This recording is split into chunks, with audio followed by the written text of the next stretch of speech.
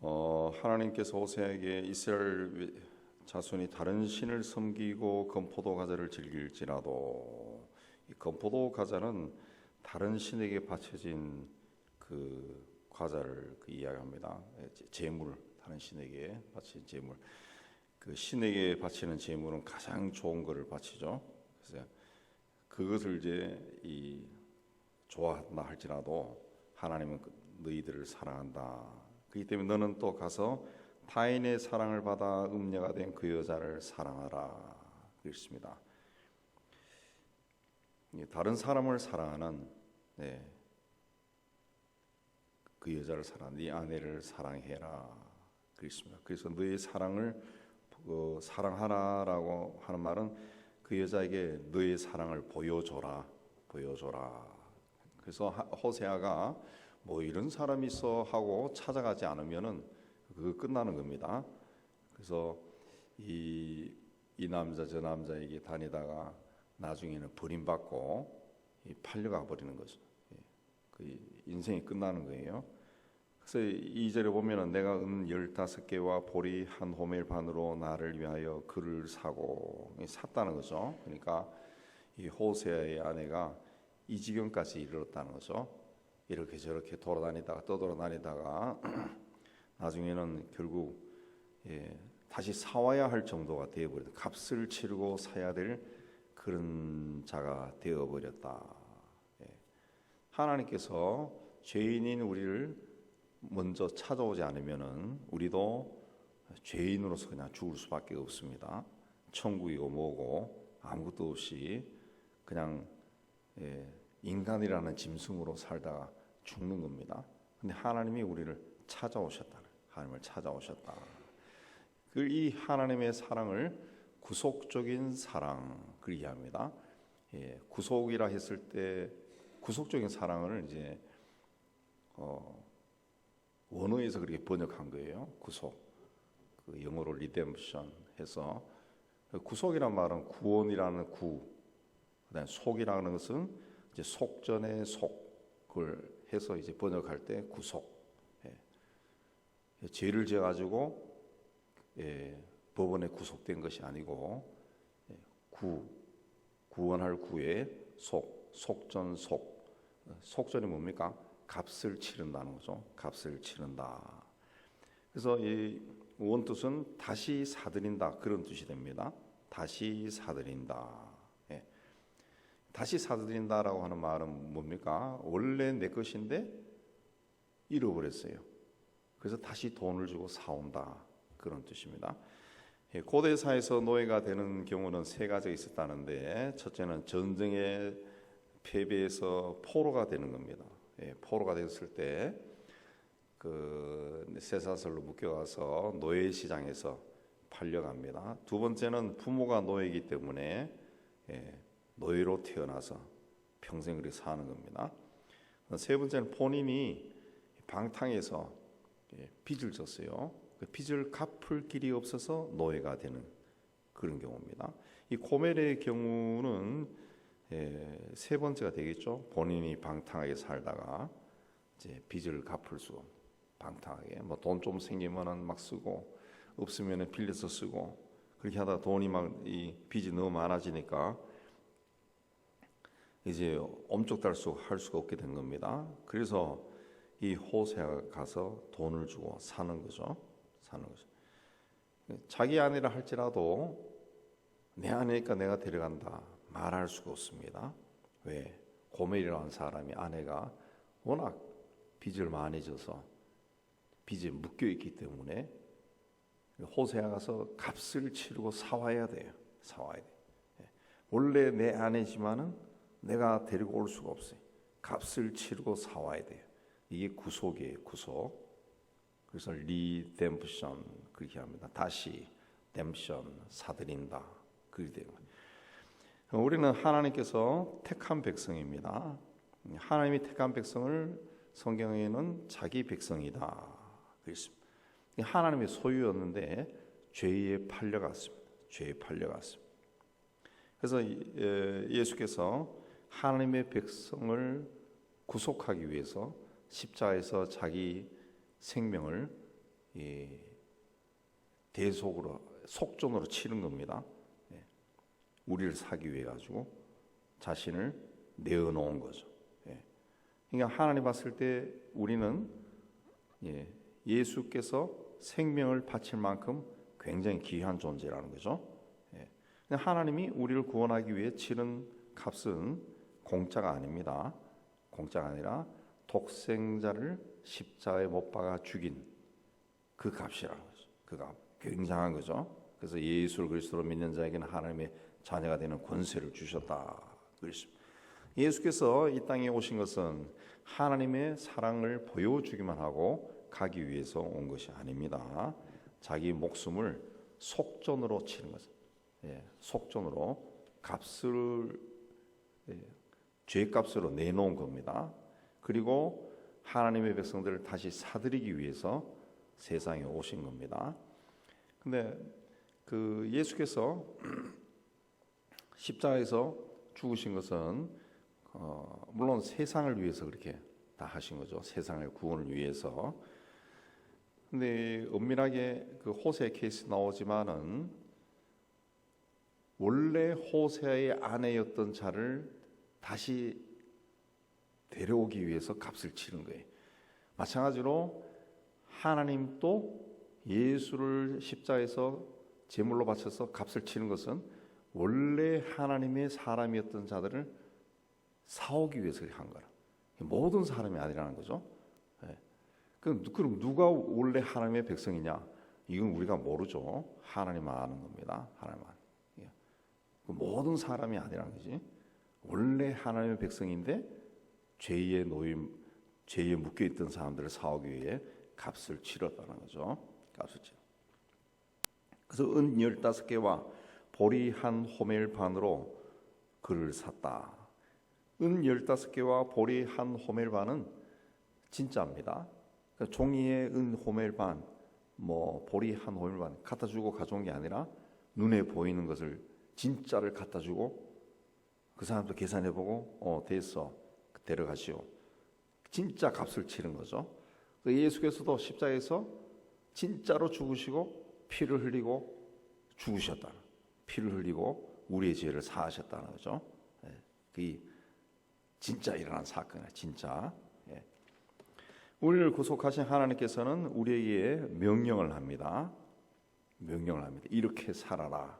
이렇게 살아라. 전에는 호세아가 고멜에게 사랑을 고백하고 결혼을 했습니다. 근데 이제는 호세아가 자기 아내 된 자에게 사랑을 고백하지 않고 명령을 합니다. 왜? 시장에서 값을 치르고 사왔어요.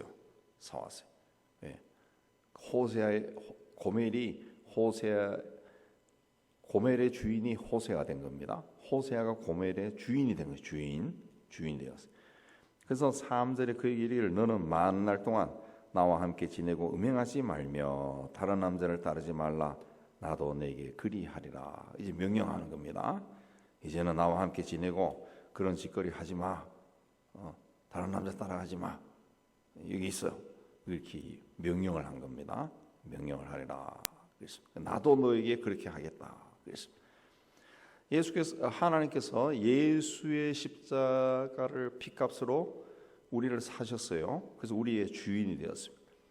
그래서 우리가 주님 그런 거예요. 주님. 그냥 습관적으로 주님 그런 게 아니라 하나님께서 독생자를 값으로 치르고 우리를 사셨기 때문에 우리가 그분을 주님이라고 하는 거예요. 주님이라고.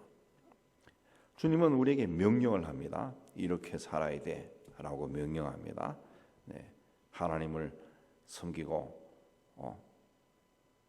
세상과 겸하여 섬기지 말고 하나님만 섬기고 우상 따르지 말고 그렇게 살아야 돼. 그렇게 명령을 한 거예요. 명령. 물론 하나님이 우리에게 생명을 주시고 우리의 삶을 주관하시는 분이기 때문에 우리의 주인이죠.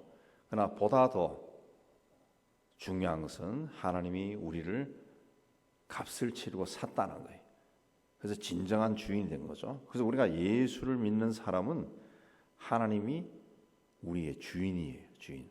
우리는 하나님의 종이 되는 거죠. 하나님의 종이라. 이 종이라는 것은 저희 같은 이 성직자만 종이 아니라 예수 믿는 사람은 다 하나님의 종이야. 하나님이 예수를 값을 치르고 예수라는 값을 치르고 우리를 샀다는 거죠. 죄값을 치르고 샀어요. 예. 마귀에게서 그 마귀의 지배에 있는 아래에 있는 우리를 산 거예요.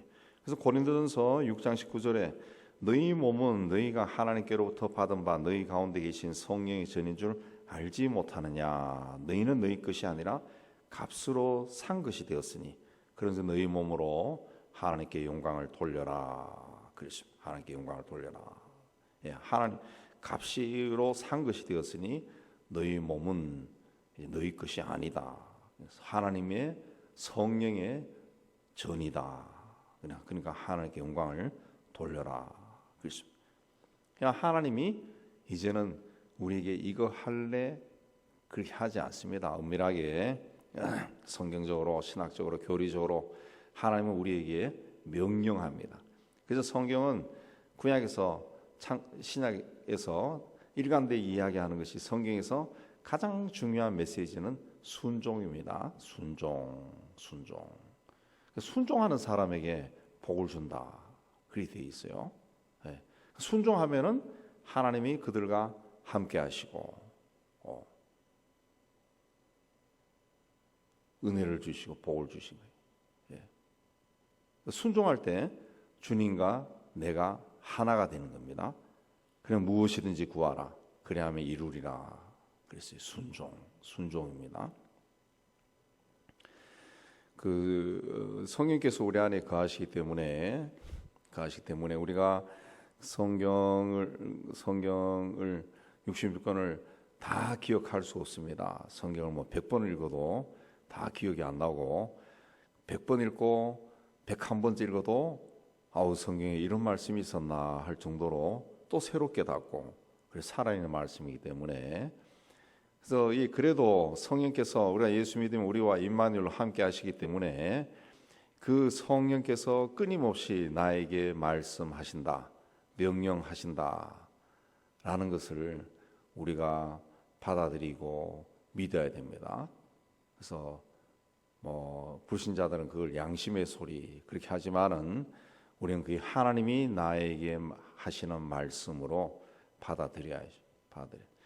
그것을 이제 그때마다 이제 순종하는 거예요. 순종. 예. 그렇게 자꾸 하는 것이 순종하는 것이 훈련이 되면은 이제 하나님이 나에게 말씀하시는구나 그런 확신이 생기죠. 호세아는 고멜에게 명령만 하지 아니하고 3절에 나도 너에게 그렇게 할 거다 그랬습니다. 예. 남편으로서의 의무와 책임을 다 지킬 것이다. 너를 사랑하고 너를 떠나지 않겠다. 그렇게 말한 겁니다. 고멜은 부끄러운 과거를 가지고 있었습니다. 예. 자기의 욕망에 따르는 그런 삶을 살다가 결국은 그 값을 치르지 않으면 돌아갈 수 없는 그런 자가 되어버렸어요. 예. 그런 과거를 묻지 않겠다. 예. 그리고 예처럼 죄가 없는 사람으로 대우해 주겠다. 예. 그렇게 말씀합니다. 4절 5절은 이스라엘에 요약한 겁니다. 또 메시아에 대한 예언의 말씀이죠. 자, 고멜처럼 이스라엘 자손들도 나라가 망해버렸습니다. 왕도 지도자도 제사도 주상도 에봇도 드라빔도 없이 지냈습니다. 그러다가 마지막 날에 여호와를 경외함으로 여호와의 은총으로 나아가리라 그랬습니다. 포로 생활하다가 돌아와서 하나님을 찾고 그들의 왕 다윗을 찾았다는 것은 이제 영화로운 시대를 찾았다 그런 뜻도 되겠고 또 메시아를 기대했다 그런 뜻이 되겠습니다.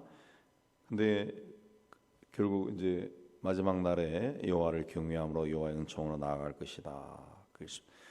결국 이제 그리스도 메시아가 오신 겁니다. 오셔서 그를 경외하고 은총으로 나아갈 것이다.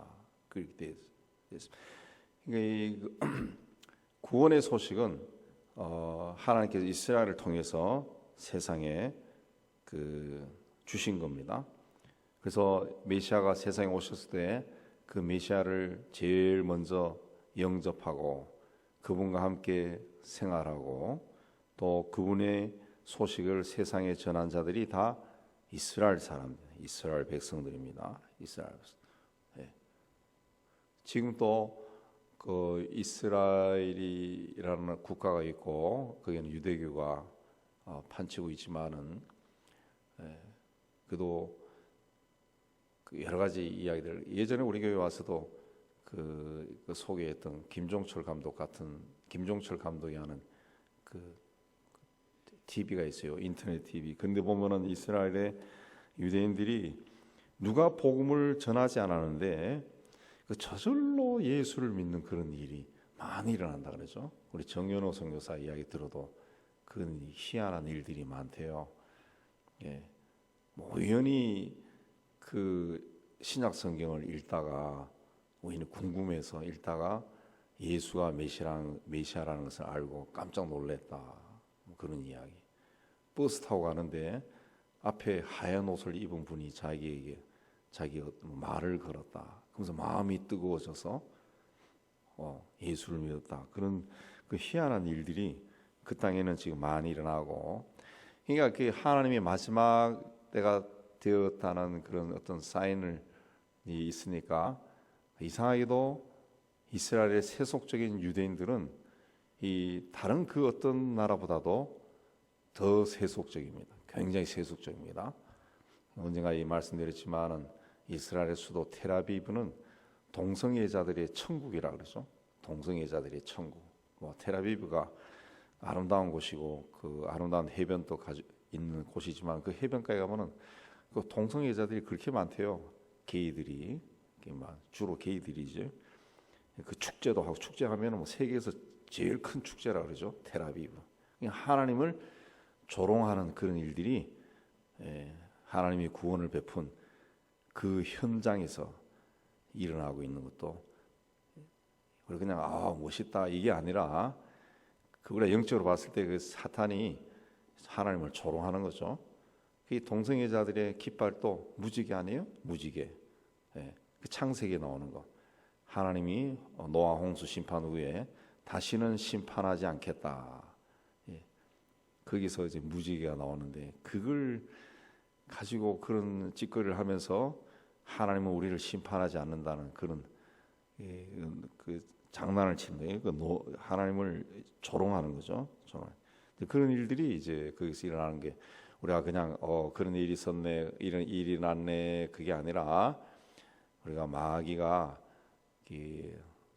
주께서 오실 때가 가까이 오니까 주님이 오셨던 2000년 전에 메시아가 오셨던 그 현장에 들어가서 그렇게 그런 이상한 짓들을 많이 하는 겁니다. 그래서 예루살렘이나 그 이스라엘에서 일어나는 여러 가지 사건들을 조금 눈여겨보면은 그 희한한 일들이 굉장히 많습니다. 거기에 굉장히 폭력적인 일도 많이 일어나고 굉장히 폭력적인 일이.